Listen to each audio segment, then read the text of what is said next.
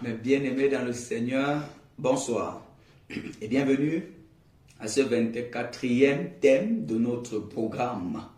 J'ai nommé le domaine familial. Nous sommes toujours dans la continuité de notre voyage vers la fécondité, qui est dont notre grand thème est « Sois fécond ». Sois fécond qui nous a entraînés dans un voyage et nous sommes parvenus au 24e thème.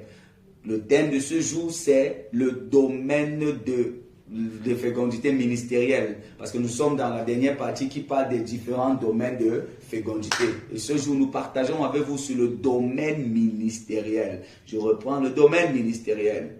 Rappelez-vous, nous abordons tous les domaines avec ce test biblique d'introduction qui est 3 Jean 1, verset 1.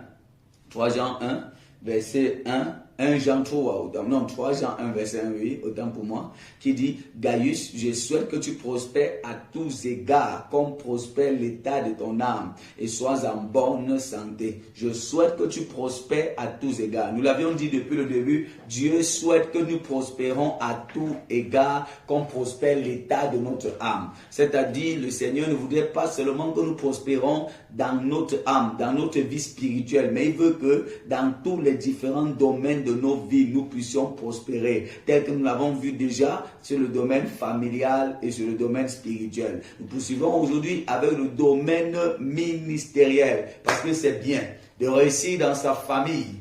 Mais il ne faudrait pas que vous soyez en train de réussir dans votre famille sans réussir également dans votre ministère. Dieu voudrait que nous puissions être équilibrés dans notre succès, équilibrés dans ce que nous entreprenons, équilibrés sur tous les domaines. Il ne faudrait pas qu'un domaine se passe bien contrairement aux autres.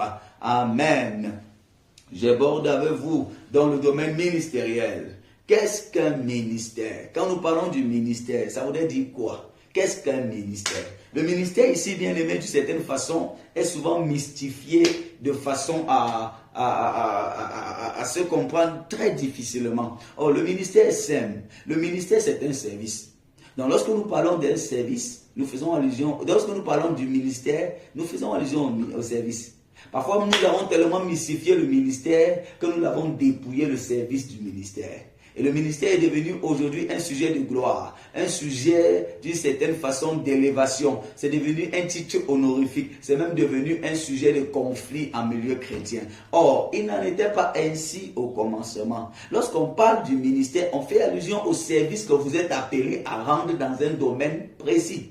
On fait allusion au service que vous êtes appelé à rendre. C'est pourquoi même dans la fonction publique, le gouvernement, il y a des ministères. Ces ministères dont fait allusion aux divers services qu'il y a dans les ministères et dans un gouvernement. Dans le gouvernement, qui est la partie centrale, il va avoir les services liés à l'éducation. On va appeler ça le ministère de l'éducation. Il va avoir les services liés aux finances. On va appeler ça le ministère des finances. Il va avoir les services liés à la santé. On va appeler ça le ministère de la santé. Donc, toutes ces choses constituent ce qu'on appelle des ministères. Donc, il n'y a pas en fait de ministère sans service. Il n'y a pas de ministère sans service. Amen. Le ministère encore également peut donc être compris comme d'une certaine façon. Nous l'avions dit, c'est le service. Ou encore, toute activité qui vise à servir les autres, tout en rendant gloire à Dieu et en faisant la promotion du royaume des cieux. Je reprends, c'est toute activité, quand on parle du ministère, c'est toute activité qui d'une certaine façon sert les autres. Toute activité visant à servir les autres et à rendre gloire à Dieu. Tout en faisant la promotion, tout en faisant promouvoir le royaume des cieux. Donc, pour que quelque chose soit considéré comme ses ministères dans le royaume des cieux, pour qu'une activité, fût-elle religieuse ou n'importe quoi, ou séculière, pour que quelque chose soit considéré comme un ministère, deux conditions doivent être réunies. Un, que ça serve les autres. Ça doit être au service des autres. Deux, ça doit servir à la gloire de Dieu. Ça doit servir la gloire de Dieu. Parce que si ça sert les autres et ça ne donne pas gloire à Dieu, ce n'est pas un ministère selon Dieu. Ça peut être votre one-man show. Ça peut être votre, votre boutique. Parce que même la boutique sert les autres. La boutique est au service des autres. Mais pour que votre boutique soit considérée, votre activité soit considérée comme un ministère selon Dieu, il faudrait que ça sert à la gloire de Dieu. 3. J'ai dit tout à l'heure 2 conditions, mais il y en a 3. 3 conditions que ça fasse la promotion du royaume des cieux. Vous convenez avec moi qu'il y a beaucoup de choses qui semblent être à caractère religieux, mais qui peuvent ne pas servir comme ministère, qui peuvent ne pas être comme ministère, mais contrairement à beaucoup d'autres qui sont dans le cadre séculier, qui d'une certaine manière pour Dieu sont considérés comme des ministères dans son royaume. Regardez donc, une personne qui est médecin ou qui a son hôpital et qui travaille dans son hôpital comme activité, c'est une activité. Et donc son hôpital aura pour but de servir les autres. Ça sera en train de servir les autres, la santé de la population. Mais si maintenant en tant que chrétien, il travaille à ce que la qualité du service dans son hôpital, la manière de gérer les clients dans son hôpital, donne soit à glorifier Dieu, c'est-à-dire tout ce qu'il fait dans l'hôpital a pour but donner gloire à Dieu et non s'en remplir les poches et non s'enrichir seulement. Il n'est pas exclu que vous, en donnant gloire à Dieu, vous vous enrichissez. Il n'est pas exclu qu'en donnant gloire à Dieu, vous vous sentez épanoui. Mais le but pour lequel vous faites ce que vous faites doit être l'adoration de Dieu. Si d'une certaine façon, ça fait en sorte qu'au travers de cet hôpital, le royaume des cieux est glorifié. La promotion du royaume des cieux est faite. Il prône le royaume des cieux. Il fait promouvoir le royaume des cieux au travers de son activité. Son hôpital devient un ministère. Contrairement, vous pouvez être pasteur sans faire le ministère. Je reprends. On peut être pasteur sans faire le ministère, mais être maître d'école primaire et être dans le ministère. Je vous explique. Si vous êtes pasteur, serviteur de Dieu, et que vous êtes en train de faire un ensemble d'activités, non seulement qui ne servent pas aux intérêts des autres et qui ne donnent pas gloire à Dieu, encore moins ne font la promotion du royaume des cieux, vous êtes dans tout, sauf dans un ministère selon Dieu. Vous êtes en train de... C'est pourquoi tout ce qui est église, tout ce qui semble être église n'est pas forcément une église. Vous pouvez créer une église, avoir des activités où vous appelez Dieu à caractère religieux, qui semblent être pertinentes et chrétiens. Mais si ça fait votre promotion à vous, si ça fait la promotion de vos intérêts, si ça ne vous sert que vos intérêts, et que c'est encore vous qui êtes glorifié, mais en quoi est-ce que ça sera un ministère pour Dieu? Mais dites-moi, il y a beaucoup là d'organisations qui créent les orphelinats. Il y a beaucoup d'organisations là qui font les dons aux pauvres. Il y a beaucoup d'organisations qui d'une certaine façon travaillent à faire des choses qui sont bonnes. Donc on peut faire quelque chose de bien, mais sans que ça ne soit un ministère selon Dieu. En quoi est-ce qu'un orphelinat selon le monde sera différent d'un orphelinat selon Dieu? Ou à quel moment un ministère devient véritablement un ministère pour Dieu, ou une activité devient un ministère pour Dieu? Quand elle commence à être faite pour servir les autres, tout en rendant gloire à Dieu, et d'une certaine façon en promouvant le royaume des cieux. Donc voilà les 3 conditions qui peuvent qualifier une activité de ministère. Donc, il ne faut pas confondre toutes les choses. On peut être à l'église, mais tout faire sans faire le ministère. Ce n'est pas parce que vous faites une activité religieuse que c'est un ministère. Non, le ministère doit servir les autres, doit donner gloire à Dieu et doit faire la promotion du royaume des cieux. Amen. Autrement dit, vous êtes dans votre one-man show, vous êtes dans votre boutique en train de faire la promotion de vos propres intérêts. C'est pourquoi aujourd'hui, beaucoup de personnes utilisent le nom de Dieu pour leurs intérêts. Beaucoup de personnes utilisent le nom de Dieu pour se servir. Beaucoup de personnes utilisent Dieu pour se servir et se glorifier et bâtir leur empire et appellent ça des ministères. Vous devez vous poser la question, ce dans quoi je suis, est-ce que ça sert les autres? Est-ce que ça a été initié pour servir les autres? En quoi est-ce que ça donne gloire à Dieu? En quoi est-ce que ce que je fais est en train de faire la promotion du royaume des cieux? Ça veut dire que vous pouvez vendre la tomate au marché et être dans un ministère. Vous pouvez coudre les habits et faire en ça un ministère. Vous pouvez d'une certaine façon être un homme d'affaires et transformer vos affaires en ministère. Donc, le ministère ne consiste pas à crier Jésus, Jésus, Jésus, Jésus partout. Non. Vous pouvez crier Jésus, Jésus partout et que ça ne soit que la part pour d'une certaine façon pécher les clients. Mais bien aimés dans le Seigneur, maintenant que nous avons clarifié avec la définition du ministère, entrons donc dans un test fondamental. Matthieu 25, 14 à 30. Matthieu 25, 14 à 30. Nous allons lire rapidement. Ou d'une certaine façon, nous allons avancer sans toutefois lire. C'est la parabole des talents. C'est la parabole des talents qui d'une certaine façon commence par cette parole. Commence par cette parole. Matthieu 22. Matthieu, la parabole des talents, verset 14, va dire, il en sera comme un homme qui partit pour un voyage, appela ses serviteurs et leur remit ses biens. Il donna 5 talents à l'un. Il donna 5 talents à l'un, 2 à l'autre et 1 au troisième, chacun selon sa capacité. Donc, il est question pour nous d'abord de comprendre que nous avons tous un ministère. Nous, en tant qu'enfants de Dieu, nous sommes supposés tous avoir un ministère. Le ministère n'est pas l'apanage de certaines personnes. Aujourd'hui, chacun dit j'ai un ministère, j'ai un ministère, j'ai un ministère. Et on croit que c'est quelque chose d'élément mystérieux. Et leur ministère qui ne servent même pas aux intérêts du royaume. Quand vous dites que vous êtes enfant de Dieu, vous devez savoir que Dieu a déposé en vous des capacités. C'est pourquoi nous commençons par identifier son ministère. Comment est-ce que nous identifions nos ministères? Il faut d'abord comprendre que Dieu a déposé quelque chose en vous. Écoutez, il n'y a pas de Superman de Dieu. Il n'y a pas de chouchous de Dieu. Il n'y a pas des hommes préférés de Dieu. Si vous êtes enfant de Dieu, Dieu a déposé en vous des fardeaux, des capacités, des éléments que vous pouvez développer de façon à servir les autres tout en leur rendant gloire et en faisant la promotion du royaume des cieux. Nous ne pouvons pas servir Dieu tous de la même manière. Non. Nous ne servirons pas Dieu tous de la même façon.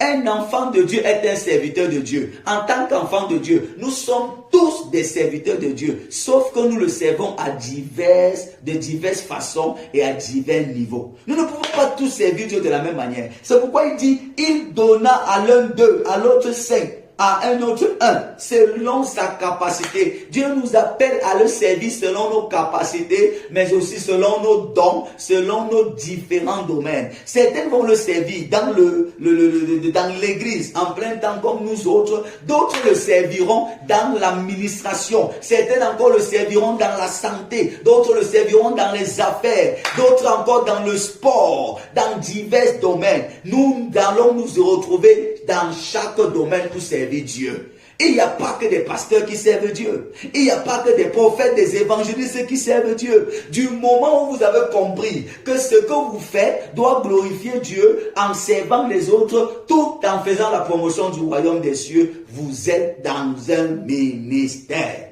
Amen.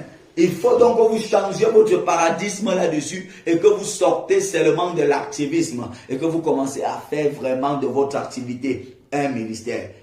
Alors, pour identifier son ministère, on commence dans le service général des autres. Il est impossible que vous puissiez identifier votre ministère sans servir. Beaucoup de gens passent le temps dans les prières. Seigneur, donne-moi mon ministère. Seigneur, révèle-moi mon ministère. Seigneur, montre-moi ce à quoi tu m'appelles. Seigneur, et ils s'attendent à ce que Dieu vienne dans un rêve, forcément leur dire, voilà ci, voilà ça. Est-ce que vous vous rappelez que quand le grand apôtre Paul, appelé encore Saul de Tarse, a eu une rencontre avec Jésus sur le chemin de Damas, Jésus va le révéler, il va poser 2 questions à Jésus. Qui es-tu et que veux-tu que je fasse? À la première question, qui es-tu? Jésus répondra, je suis Jésus que tu persécutes. Mais à la deuxième question, que veux-tu que je fasse? Autrement dit, quel est mon ministère? Quel est mon appel? Jésus va lui dire, va dans la ville, et on te dira, on te dira. Écoutez, Dieu voudrait que c'est pendant le service, pendant que vous serviez, que vous puissiez d'une certaine façon détecter ce à quoi vous avez été appelé. Beaucoup d'entre nous, nous refusons de servir à l'église, de servir les autres, de servir dans le ministère des autres. Et nous sommes là, nous nous autoproclamons de tel ministre ou tel ministre, je ne sais quoi. Écoutez, pour détecter votre ministère, vous devez d'abord servir. C'est dans le service que vous allez détecter où vous êtes meilleur. C'est pourquoi, en créant a même les hommes qui sont devenus aujourd'hui des hommes riches et reconnus, qui sont devenus comme des icônes aujourd'hui, sont passés par le service des autres. Allez même dans la politique. Quand vous voyez ces grands hommes, Martin Paul Samba, Douala Mangabel et tous les autres grands hommes politiques d'Afrique, mais ils sont aujourd'hui des icônes et des personnes inoubliables simplement à cause de quoi? À cause de leur service qui a servi à une quelconque révolution pour le peuple. Vous ne pouvez pas être connu, vous ne pouvez pas avoir la gloire, avoir même de l'argent si vous ne voulez pas servir les autres. Même les gens qui sont aujourd'hui des multimillionnaires, des milliardaires, c'est parce ces personnes ont développé des stratégies, ont mis sur pied la réponse aux besoins des autres. Se sont disposés à servir les autres. Il est inadmissible que vous puissiez progresser, prospérer si vous ne voulez pas servir. Donc le ministère spécifique se découvre en entrant dans la volonté générale de Dieu. Servez dans votre communauté. Servez ceux qui sont à côté de vous. C'est quand Josué servait Moïse qu'il a découvert quel était son appel. C'est quand Élisée servait Élie que Dieu lui a distingué dans son appel. C'est quand Paul, d'une certaine façon, était en train de servir dans la communauté que Dieu a dit, mettez-moi à part Paul et Barnabas pour l'œuvre à laquelle je leur ai appelé. Vous ne pouvez pas découvrir quel est votre ministère sans servir les autres. C'est en servant que vous allez vous rendre compte que vous avez un fardeau particulier pour les orphelins ou les veuves. Que vous avez un fardeau, que vous voulez d'une certaine façon révolutionner l'Afrique dans tel ou tel autre domaine ou telle dimension. Et c'est là que vous allez d'une certaine façon commencer à vous distinguer. Est-ce que vous savez que ce qui a conduit, l'une des choses qui a conduit Joseph au premier ministère, c'est sa capacité dans l'économie. C'est ça, c'est ce côté économiste qui d'une certaine façon, ayant développé un cours d'économique au Pharaon, que Pharaon a dit, il n'y a pas un autre homme que toi qui peut faire ceci. Amen. Donc arrêtez de vouloir d'aller dans les retraites sans servir. Vous faites des retraites, vous jeûnez, vous priez pour savoir quel est votre ministère. Si vous ne servez pas, vous n'aurez rien. La Bible dit, ce que ta main trouve à faire, fais-le. Ce que ta main trouve à faire, fais-le. Oui, là aussi c'est un ministère. Commence quelque part. Il faut commencer quelque part d'abord. Arrêtez de quitter, sortez de la paresse et commencez quelque chose. Ce que ta main trouve à faire dans l'église, fais-le. Commence à la chorale. Ça ne donne pas, après va au monitorat. Ça ne donne pas, après va dans le protocole. Ça ne donne pas, après va ci, va ça. Va partout. Et à un moment, tu vas te sentir même à l'aise dans les instruments. Tu te sentiras à l'aise. Même dans les affaires. Parfois, vous allez voir que les grands hommes d'affaires ont commencé dans tel domaine. Ça n'a pas donné. Après, il a lancé tel domaine. Ça n'a pas donné. Jusqu'à ce qu'il trouve le domaine où il se sent à l'aise et épanoui. Les choses ne tombent pas du ciel. Vous devez servir.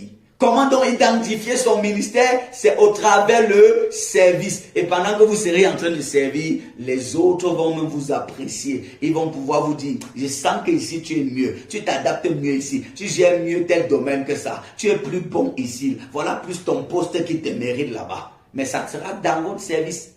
On ne prend pas un pêcheur au quartier. On prend les joueurs au stade. Et c'est quand vous êtes au stade que les gens peuvent apprécier mieux le poste où vous êtes apte. Amen. Mais bien aimés dans le Seigneur, c'est des choses qu'il faut pouvoir percevoir. Donc, comme je le disais, nous avons tous reçu quelque chose. Tous. Il n'y a pas quelqu'un qui n'a pas reçu. La Bible dit qu'il donna à tout le monde. Sauf que nous n'avons pas reçu les mêmes choses. Dans le ministère, nous n'avons pas reçu les mêmes ministères. Il y a des personnes qui ont reçu le ministère de la compassion auprès des orphelins et des veuves. Il y a d'autres qui ont reçu le ministère des affaires et de l'entrepreneuriat. Il y a certains qui ont reçu le ministère dans l'enseignement et plusieurs autres. Comme je l'ai dit, dans un gouvernement, il y a plusieurs ministères. Et ce sont ces ministères qui constituent le gouvernement. Nous ne sommes pas obligés d'être tous des ministres de la santé. Nous ne sommes pas obligés d'être tous des ministres des finances. Nous ne sommes pas obligés d'être tous des ministres de la guérison et des délivrances. Nous ne sommes pas obligés d'être tous des ministres du travail. Mais c'est l'ensemble de tous ces ministères qui constituent le gouvernement de Dieu. Donc même dans le gouvernement du Seigneur, chacun doit pouvoir être quelque part. Il n'y a pas un ministère plus grand que l'autre, même si certains paraissent plus élogieux que d'autres. Non. Dans le royaume des cieux, il n'y a pas un ministère plus grand. Chacun sait Dieu à un niveau. C'est vrai que nous n'avons pas tous reçu la même chose. C'est pourquoi il va dire, chacun a reçu selon sa capacité. Ce que tu as reçu, c'est selon ta capacité. C'est selon ta capacité. Amen. C'est selon ta capacité. Dieu s'attend à ce que nous progressons et que nous portons donc des fruits selon ce que nous avons. Voyez voir dans le même texte de Matthieu 25, verset 14 à 28 dans lequel nous sommes en train de travailler. Regardez, le verset 20 va nous dire, celui qui avait reçu 5 talents s'approcha en apportant 5 autres talents et dit au Seigneur, tu m'as remis 5 talents, voici j'en ai gagné 5 autres. Et son maître lui dit, c'est bien, bon et fidèle serviteur. Tu as été fidèle en peu de choses, je te confierai beaucoup. Entre dans la joie de ton maître. Et la même chose se passa avec celui qui avait reçu 2 talents. Écoutez, Dieu veut que vous progressez dans ce qu'il vous a donné et là où il vous a établi. Dieu ne veut pas que vous soyez stagnant. Il y a des gens qui restent là, vous les confiez une responsabilité. 5 ans plus tard, vous venez trouver tout exactement comme vous avez trouvé. Et ils attendent à ce que vous les retirez de là pour les amener à un autre niveau. On ne peut pas vous confier une petite chorale de 10 personnes. Vous êtes à l'intérieur, on ne voit aucun fruit, on ne voit aucun résultat. Et vous vous attendez à gérer, à être le pasteur de 10 000 personnes ou de 500 personnes plus tard. Celui qui est fidèle dans les moindres choses, Dieu va le confier des grands demain.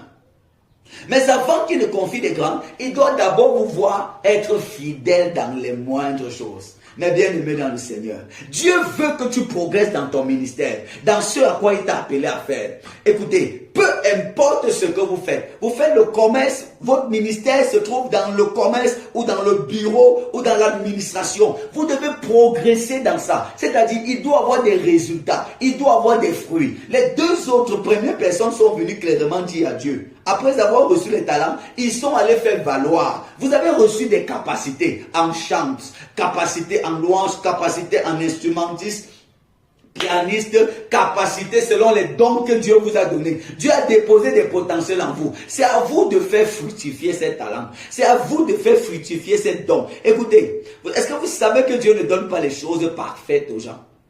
Écoutez, quand vous voyez quelqu'un briller d'une certaine façon, ce n'est pas que Dieu lui a donné des choses de façon déjà complète.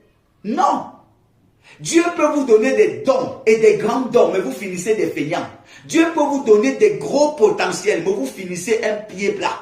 Dieu peut vous déposer en vous des gros potentiels et des grandes capacités. Mais si vous n'aiguisez pas ces capacités, si vous ne développez pas vos potentialités, vous allez passer à côté. C'est pourquoi parfois, vous devez développer ce que vous avez. Vous devez faire valoir ce que vous avez afin que l'église grandisse, afin que votre entreprise grandisse, afin que le ministère porte du fruit, que ce que Dieu vous a donné, pendant que vous les mettez au service des autres, il doit avoir des fruits. Vous ne pouvez pas dire que votre entreprise est au service des autres pour la gloire de Dieu et la promotion du royaume des cieux. Mais on ne voit pas les gens être englobé dans ça. On ne voit pas les fruits. Il doit avoir les fruits. Il doit avoir les résultats.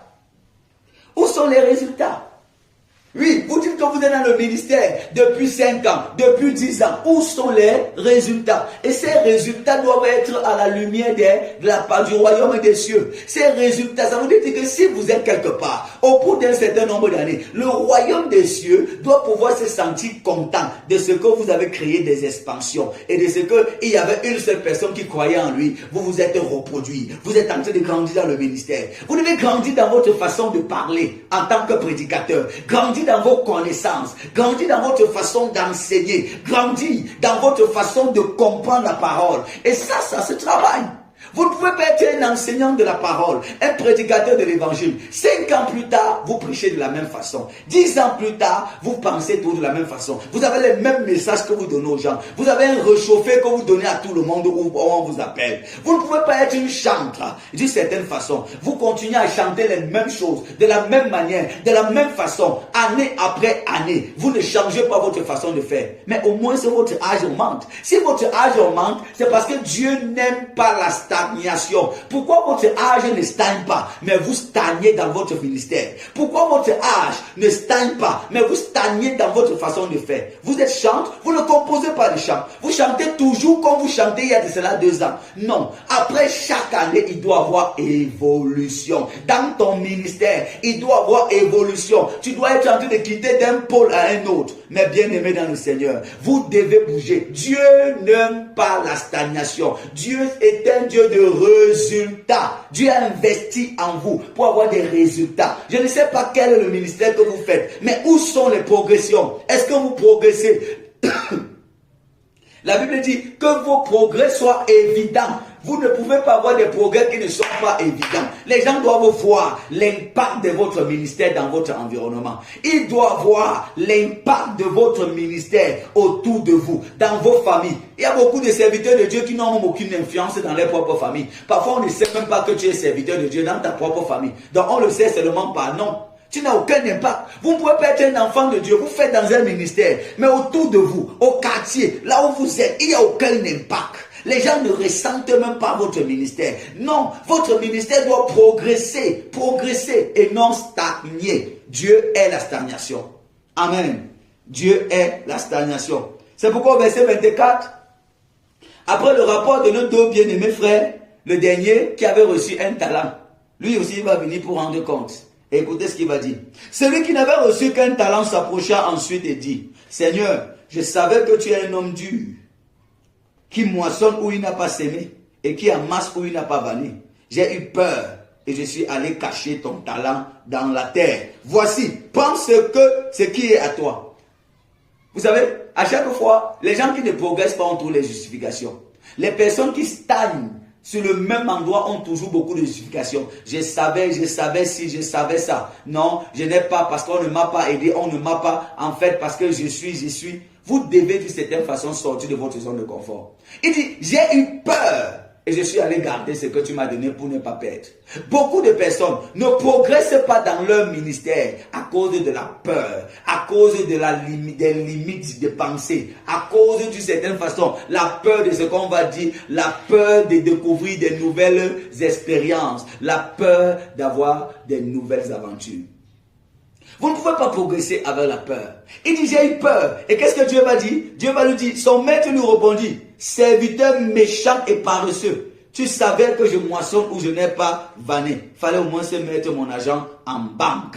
Serviteur méchant. Quand vous ne progressez pas dans le ministère, quand Dieu vous établit dans une église, il vous établit dans un quartier, il vous établit dans un quelconque domaine, et que vous restez le même, le domaine reste le même, sans impact, le royaume des cieux n'est même pas connu là-bas où vous êtes. Tout ce qui vous intéresse, c'est votre argent, c'est vos intérêts, c'est votre empire. Le royaume des cieux ne se répand pas. Dieu ne s'est pas glorifié. Pour Dieu, vous êtes méchant et paresseux. Vous ne pouvez pas être dans une structure. Vous ne pouvez pas être dans un domaine d'activité, peu importe. Et après autant d'années, le royaume des cieux n'est pas connu là-bas. Et on vous attend, vous dit non, ici on ne parle pas de Dieu. Ici on ne parle pas de Dieu. Non, vous devez faire la promotion du royaume des cieux avec votre domaine d'activité. Votre domaine d'activité, vos dons et vos capacités vous ont été donnés pour la promotion du royaume des cieux en tant que chrétien.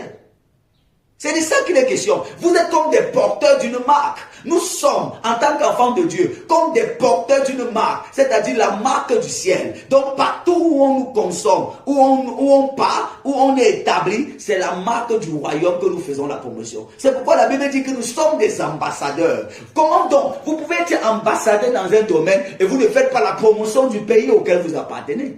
Comment vous pouvez être ambassadeur du royaume des cieux, dans l'administration et dans votre façon d'administrer, on ne ressent pas le royaume, on ne voit pas le royaume. Comment vous pouvez être un ambassadeur dans l'église ou dans un autre domaine quelconque du royaume des cieux et dans votre façon de faire, dans votre façon de vous comporter, on ne ressent pas le royaume. Comment vous pouvez être ambassadeur de Dieu dans un quartier et dans votre façon de faire, de parler, on ne ressent pas la promotion du royaume qui est faite par vous. Vous devez porter les fruits dans votre ministère. Le ministère ne consiste pas à faire beaucoup de bruit. Le ministère ne consiste pas à crier. Ça ne consiste pas à crier, mais à porter des fruits. Il doit avoir des évidences. Quelles sont les évidences de votre ministère? Quelles sont les évidences de votre ministère? Il va dire méchant et paresseux.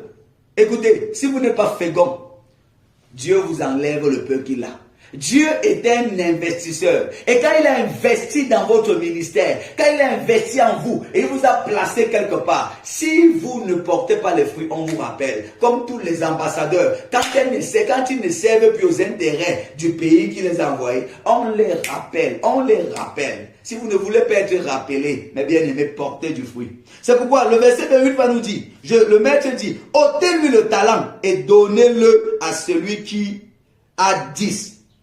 Parce qu'on donnera à celui qui a, et à celui qui n'a pas, on enlèvera même le peu qu'il a. Écoutez, quand vous portez le fruit, le Seigneur vous émonde afin que vous portez davantage.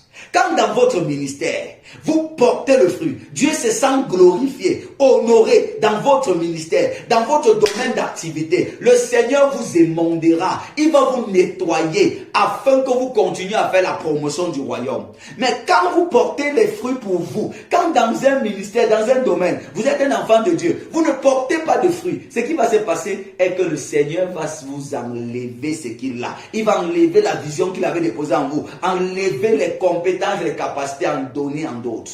Voilà donc ce monsieur qui va se retrouver avec rien, plus que rien. Et celui qui avait porté des fruits en aura davantage. Mais bien aimé, Dieu veut que vous soyez féconds. Dieu veut que nous soyons féconds, que nous nous reproduisons et que notre ministère porte des fruits. Mais nous devons savoir quelque chose.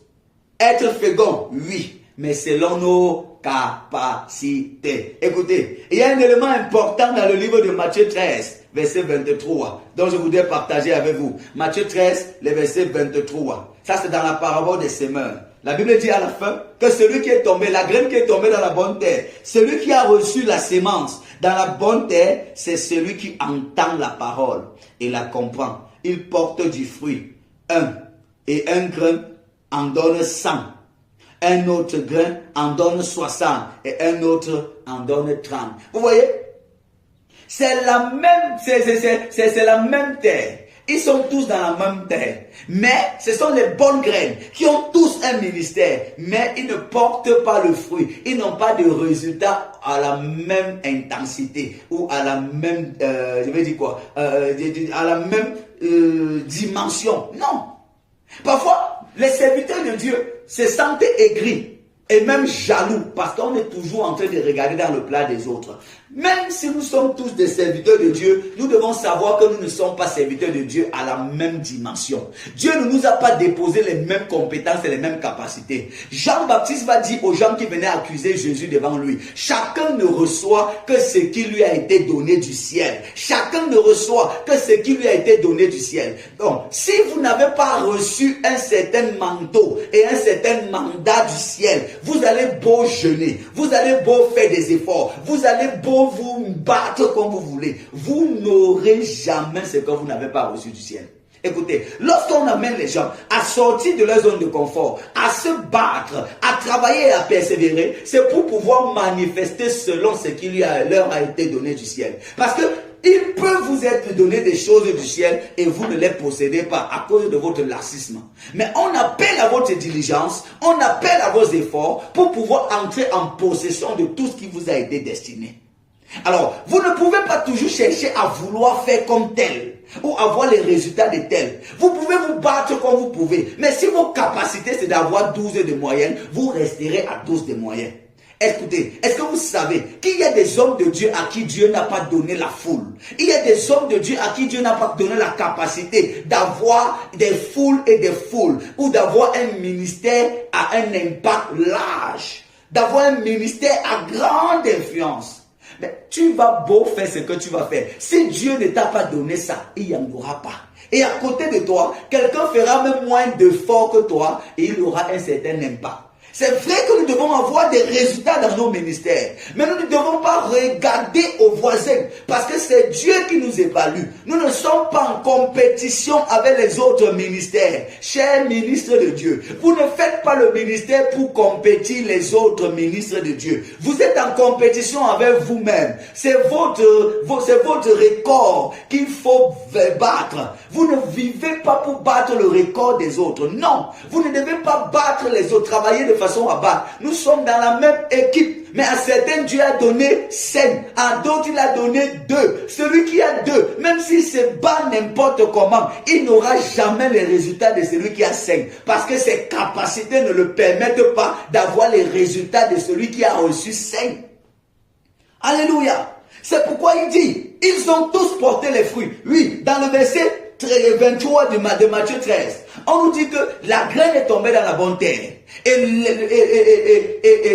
l'élément palpable qui justifie que la graine est tombée dans la bonne terre, c'est qu'elle porte du fruit. Maintenant, au niveau du fruit et de la quantité, on varie. L'un porte le fruit 100, un autre 60 et un autre 30. Or, tous sont dans le ministère. Tous sont en train de produire les fruits et les résultats, mais pas les mêmes capacités. Mais bien aimés, nous ne porterons pas les mêmes résultats. Nous n'aurons pas les mêmes grandes dimensions. Il y a des personnes à qui Dieu a donné une certaine hauteur. D'autres, il les a donné une autre hauteur. Écoutez bien, vous pouvez être en train de travailler avec des personnes ou à côté des personnes qui sont appelées à avoir 100 comme fruits. Si vous vous êtes destiné à avoir 60, contentez-vous de vos 60 et travaillez à développer, à atteindre vos 60. Si vous êtes destiné à avoir 30, limitez-vous à vos 30 et contentez-vous de cela. Sinon, vous allez tomber dans l'amertume, dans l'aigreur et même la jalousie, toujours en train de comparer vos ministères aux autres. Les ministères ne sont pas en compétition pour être jaloux. Non, les ministères ne sont pas en compétition ou en opposition. Les ministères se complètent. Amen. Les ministères se complètent. Mais bien aimés, nous sommes donc à porter des fruits. Mais selon nos capacités. Voyons donc quelques cas bibliques des ministères qui ont porté des fruits. Quand nous parlons d'être fécond dans notre ministère, il s'agit d'avoir des fruits qui soient évidents, manifestes, au point où votre ministère, au travers de vous, que le Seigneur se serve de vous pour impacter des personnes et que le royaume, la promotion du royaume soit faite autour de vous. Vous voyez un peu les sociétés sur lesquelles on les paye où on paye les commerciales par leurs revenus, par ce qu'ils ont vendu. Vous voyez, quand vous arrivez dans une station, où vous verrez on appelle ça quoi? Les pompistes être en train de vous appeler de part et d'autre, de discuter les clients. C'est parce qu'ils savent qu'on les paye en fonction de leurs revenus. Vous ne pouvez pas donc vous asseoir là-bas à la station, vous êtes pompiste et les gens appellent les clients et vous ne faites rien. À la fin de la journée, vous pensez avoir un impact. Non! Dieu aussi, même si nous sommes sauvés par la grâce, nous serons couronnés par nos efforts. Même si nous sommes sauvés par la grâce, nous serons récompensés par nos efforts. C'est pourquoi ton ministère doit avoir les fruits que ça porte. Les gens doivent être bénis par ton ministère. Les gens doivent être transformés par ton ministère. Les gens doivent avoir connu le royaume des cieux parce que tu en as fait la promotion avec l'activité dans laquelle tu te retrouves.